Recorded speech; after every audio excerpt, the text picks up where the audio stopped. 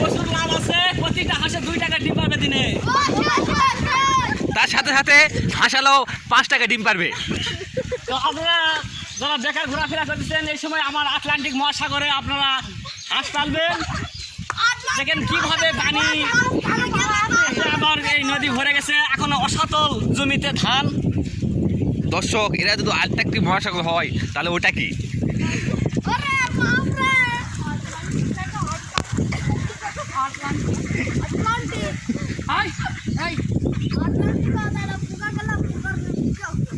খালি filter video করছে ভুট্টা